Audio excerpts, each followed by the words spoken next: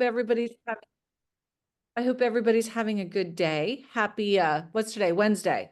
It's always Wednesday when we're here. I don't know why I have to ask myself what day it is. Um, all right, here we go. So y'all, you know what we're talking about today? We are talking about saying no. Saying no is not necessarily the easiest thing for so many of us, myself included. But I have had to train myself to do so, and it's not always comfortable. So, just briefly, my name is Michelle Lynn, and I am the owner of ML Interiors Group, which is a nationally recognized interior design firm based in Dallas, Texas. And over the years, my work has caught the attention of outlets like Forbes, Southern Living, Martha Stewart. But what really lights me up, it's helping women designers and men too, so fellow designers, but women grow their businesses into something that they love. So I work with interior designers who are ready to scale to multiple six figures with clarity, confidence, real profit, and doing so without losing their passion or their minds. So if that sounds like you, you're in the right place, babe. You're in the right place. While we are just kicking off, let me ask you, let's say on a scale of 1 to 5, with 5 being like, I am the absolute worst at this, like, or like how big of a people, or like you're the biggest people pleaser is a 5. 0 is like, oh my gosh, Natalie, look at that cute little pumpkin. Hi. Okay, so let me get back to point. Okay, so we're talking about saying no. So in my experience, designers as a whole, not everybody here, but as a whole, most of us are people pleasers. So on a scale of 0 to 5, with 5 being like, I am the biggest people pleaser in the world, to 0 being like, I don't give 2 Fs about anybody's thoughts, where do you fall? So put it in the chat, like, where do you fall? Oh, good. Kate, you're making some progress. Nice work, sister. Marianne's a 4. Good. Natalie, I saw you raising your hands in real life for a big one, huh? It's not something to be ashamed of. Natalie's in recovery. Coming from a corporate background. That's right, Monet. You have definitely done some work there. Let's talk about, like, why is no a business strategy? So for those of us who have overcome people pleasing or still working on people pleasing, Monet and Kate have come from corporate, so that's a little bit different. Dog eat dog world out there, but it's a business strategy. So reframe your natural inclinations to please people and put on your business hat, because this can really hurt your business. It's saying no isn't rude. Okay, it is responsible. A firm no is going to build respect. It protects your energy and it keeps your projects on track. Okay, you're running a business. This is not a family picnic. Yeah, sometimes go too far the other way, Monet. So when you're saying yes to something that you shouldn't, what you're doing is you're saying no to the boundaries, your time, your sanity, possibly, things that really matter to you, your relationships. And y'all, it's time to stop. Let's just put it out there. It's time to stop doing this. So some places where I've seen myself in the past, my team, the hundreds of designers that I've had the blessing of working with, and people that I talk to on a regular on a regular day. A lot of it comes down to just a handful of topics. Okay, so let's talk about money and discounts. So if a client asks you if you can get your trade discount, like, what are you going to say? If they catch you off guard, you're probably going to say, yeah, sure. Okay. But in that respect, that's not the way you're going to make any money. So the answer is no, but I offer designer sourced items as my service, and that includes my margin. Okay. You can even say, I don't get discounts. I buy trade pricing. Like you get a discount at Pottery Barn. Okay. You get a trade discount at Pottery Barn. But if you're shopping to the trade, that's not a discount. You get wholesale pricing. Okay. So the answer is no. If you're not comfortable with that, you can always say I share a portion of my margin. Okay. Or if somebody says, hey, can you just throw that in? Like, hey, while you're out here, can you just throw that in? Okay. Nope, that's outside the scope, but I would be happy to provide another scope of work for you as an add-on. So it's not just a flat out no, you're a jerk. It's just, it's a no and then a brief explanation. So same thing. Okay, so there's people who are asking for our pricing, okay, our discounts. And you could even say, no, I don't shop at the places that give me discounts. I shop to the trade. I do get my own I do get my own pricing, which is the benefit of working with me is because you're going to get items that your neighbor's not going to have from Pottery Barn. Does that make sense? Does that make it feel a little bit less intimidating? And you put your own spin on it. But if you've already made up your mind that the answer is going to be no, that when these questions come up, you're not thrown as much on the loop. So same thing with, we just talked about like scope creep.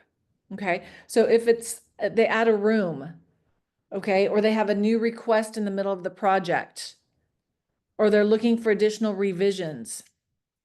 All you have to basically say is something along the lines of that wasn't included in our original scope of work or our original agreement, but I'm happy to discuss those next steps separately. Absolutely.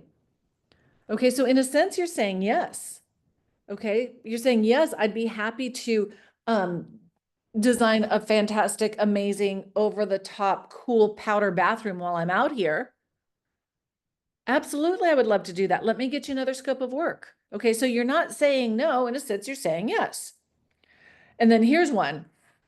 This one, the clients can sense the energy of people pleasers. And I had a client who was acting like they hired a personal assistant with me. And they were like, oh, well, you can coordinate this and you can coordinate that. I think they were thinking about me selling stuff on Facebook Marketplace to get rid of some of their furniture. Yeah. And it basically was like, I'm focused on the design side of things, so I'll let you coordinate that directly. Okay. And here's a funny story. I'll let you.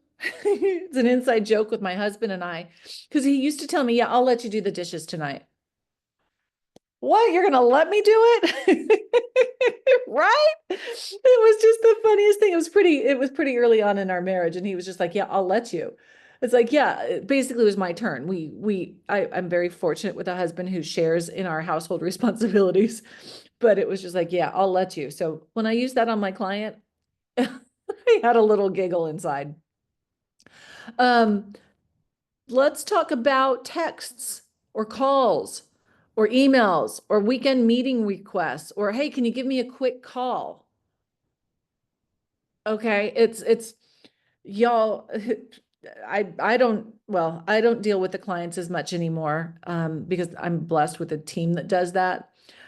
But when I don't give my cell phone out. I just don't give my cell phone out. We have a business line. You want to text the business line, text the business line. Don't text me. Because then it gets lost. So basically what we do is in our virtual meet and greet, we have our office hours, and then we also have them written down in our introduction packet. Which, Hallie, have we uploaded the introduction packet to the bakery? I'm not sure if we did. Yes, we have. Thank you. So y'all, I see some bakers here. You're welcome to go and get that. We've updated it recently. But basically what you tell your clients is I handle communication during business hours only. Okay. And that allows me to give your project my full attention when I'm working on it.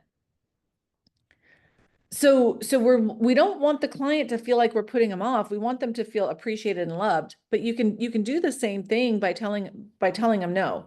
It's just like children. My daughter, sweet Genevieve, she turns 7 next month. She does not like authority figures. Like she doesn't, or she just doesn't like authority. Let me rephrase that. So she doesn't like her teacher. She doesn't like it when her parents boss her around. She just doesn't like people telling her what to do. Where she gets at. Um, but she really does appreciate the boundaries that we have, the routines that we have. Okay. And it's the same thing with clients. So if you've raised children, you're doing the same thing with your clients. You're giving them boundaries and you're setting expectations. And no is not a bad word. Like if I didn't tell my daughter no like 1,000 times a day, she would be a freaking wild child, like wild. So let me tell you. So just feel it's the same thing with your clients. Okay. So let's just say they're asking you to skip let's say they're asking you to skip a permit or an inspection or something like that. Okay. You don't say, no, I'm not going to do that. You can basically say, I follow local regulations for a reason, because cutting a corner here could create liability for all of us. So it's very similar to what I do with my daughter Genevieve. I try to give her a short explanation. Otherwise, it's like, why, mom? Why, mom? Why, mom? Give them a short explanation. Okay. Now, sometimes the daughter just needs to hear no, but I don't think that's really the deal with your client. Okay. Unless it's like a really ugly piece of furniture that they want to keep. Sometimes you just have to tell them no. I know I'm right on that. Um, and then if you give them too much, they can keep on yes, they can grab onto it and argue. Amen to that, Hals. Um, or contractors who want to do things the fast but wrong way. Okay, you can basically say that's not how I manage my projects. That's not how I manage my projects. If we can't align on this, we might have to rearrange some of our roles, which means like I'm gonna have to get a new contractor. Okay. So just find some of those gentle ways. And I say gentle, but it's more like an iron fist in a velvet glove. Okay. Um, I think I've talked about this the past couple of weeks, that we had this horrible client, like the worst one I've had since I started my business in 2008. Okay. Energy draining and disrespectful. Like she was something. And basically I was on a phone call with her and it was like, this is not working for me. This is not working for me. And I think it's best that we pause. Okay. Or part ways professionally. Like y'all, you can say that in an email. You can say it in person, like whatever works. This isn't working for me. And I think it's best that we pause. Hell, I probably should use that one on my husband. Right? Like, how crazy is it that these relationships that we have with our clients are so similar to the relationships that we have with our loved ones? But that's what I'm saying. You have this relationship with the loved one, you're in it. You are, 100% of one side of this partnership. It's the same thing with your clients. Okay, it's the same thing with your clients. You have to hold your boundaries.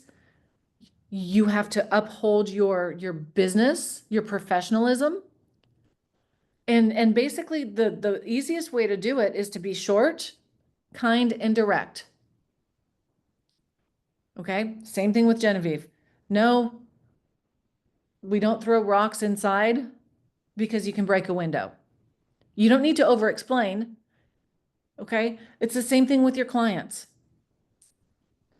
My suggestion is going to be to take some of these and write them out and practice them so that they feel a little bit more natural to you. But the key is consistency.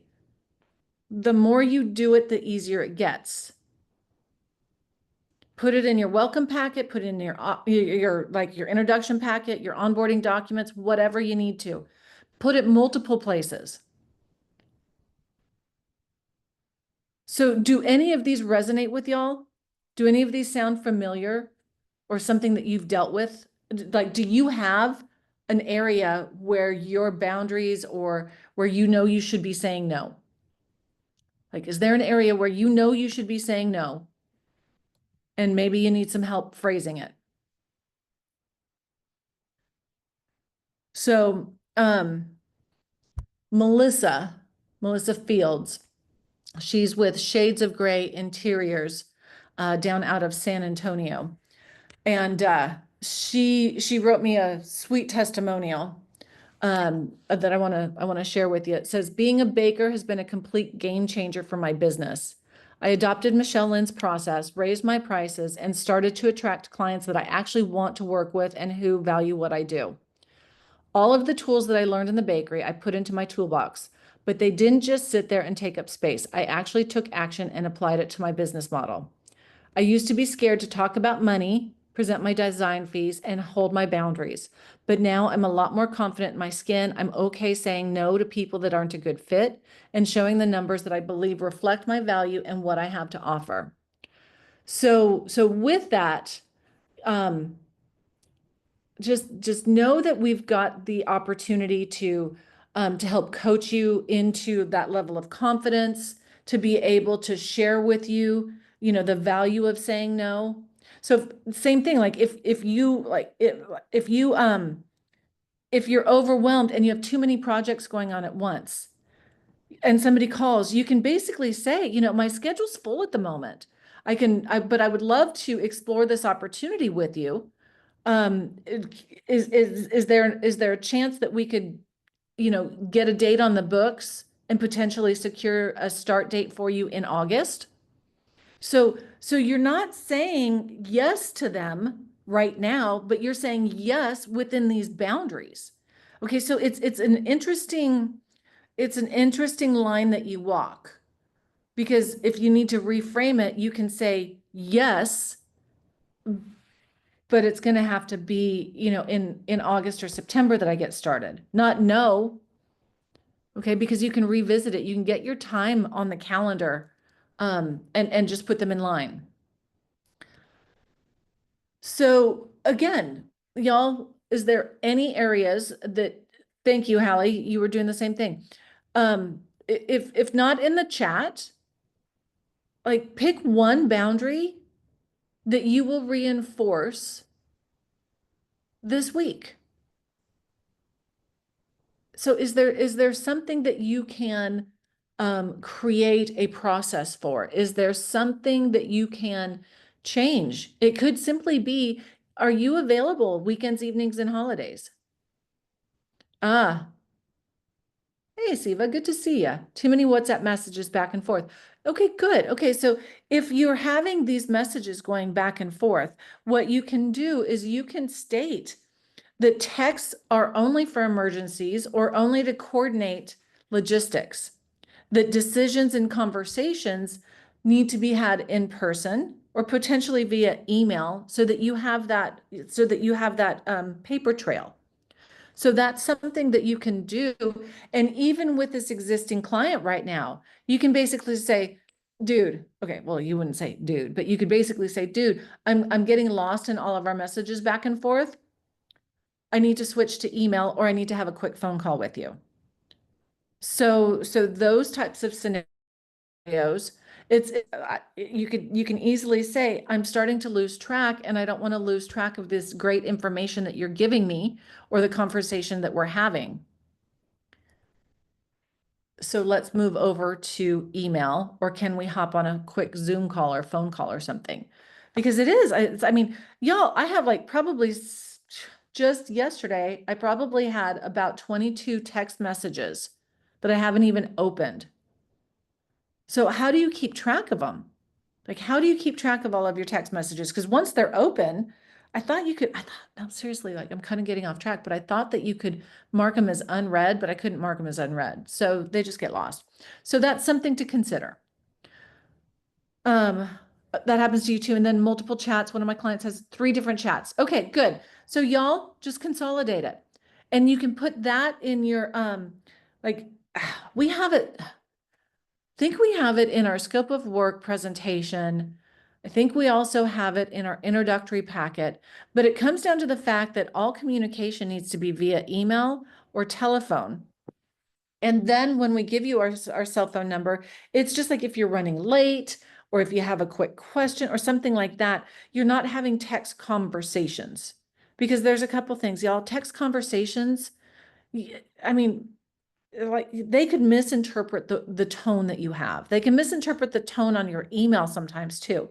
But this is a very personal service that we're providing. So you need to be giving them personal service.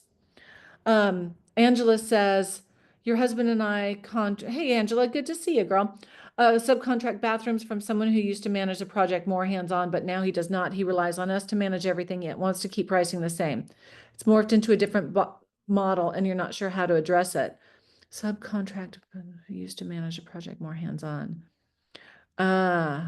He relies on you to manage everything, wants to keep pricing the same. Yeah. So Angela, I think that's just a conversation that you need to have. Is that, you know, the scope of work, the scope of responsibilities has changed, and we need to revisit them in order to assign, you know, financials to it. And y'all know everything's changed recently in regards to pricing. I mean, in the last 4 years and then in the last 4 months, things have just gone topsy-turvy. So renegotiating or renegotiating or rearranging your existing contracts, it needs to be done. So take a look and understand what boundaries you're willing to keep and what boundaries you're willing to put up, what boundaries you can let go sometimes, and figure out what you need. It's your business. It is your business. And that's something that you really need to consider and keep in mind when you guys are going through these processes, is that this is your business. Okay. Sometimes I have to tell my kid, these are my rules. That's it, period. Because I'm the mom. That's why. Right. So because I'm the mom, period. Because I'm the business owner. This is how I run my business. You don't have to justify everything. If they're not willing to comply to the rules that you have, okay, too many WhatsApp messages, if they're not willing to go to email or to have a phone call, well, then this is my business. I cannot proceed any further. And the business is, you know, our project is going to stop right here until I get the information I need in the format that I need it. Okay, same thing with you, Katie Cat. So with that, pull them back into the channel that you want. Okay, Hallie, you're not allowed to do that. Just for the record, because you and I are all over the place. You cannot rein me in, please. And the same thing with you, Angela, is like you guys figure out if you're not making the money that you need to make for the amount of work that this from the person that you subcontract from. They just found somebody who has a brain and can do the job, and they're taking you for granted. So standing up and saying, hey, pal, this isn't working for me. Now, sometimes we all have to risk losing that client. So you have to be able to make sure that you can afford to do so. But y'all, sometimes you have to say no to the good projects in order to make room for the great projects. So with that, if this free training or any of the trainings that you catch from me, if this gives you clarity or momentum or just like an aha, you know, just wait until you experience what happens inside my paid mentorship or coaching programs. I offer several ways to work together depending on where you are in your business, okay, and how you're ready to grow. So if you're ready to take the next step, or if you're curious, you can check out the programs. It's at designforthecreativemind.com, and then you just click on the little coaching tab. Or you can even book a call with Hallie. Hallie will hop on the phone, and if she can't answer your questions, then I'm happy to hop on the phone with you as well. So I appreciate you guys being here. Thank you, Siva. Is that, you know, I know I pronounced it right at one point, but I don't know if I'm pronouncing it right now. But anyway, thanks for being here. We've got some fun stuff coming up too, by the way. I can't wait to share it with you. I hope everybody has a very, Sylvia. Okay, thank you. I know you have Sylvia. There we go. You've, sorry, I had a squirrel.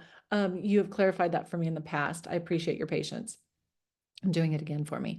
I hope everybody here has a wonderful Mother's Day, whether you are a mom to your own biological child, an adopted child, foster children, fur children, grandchildren, friends' children, anything along that line.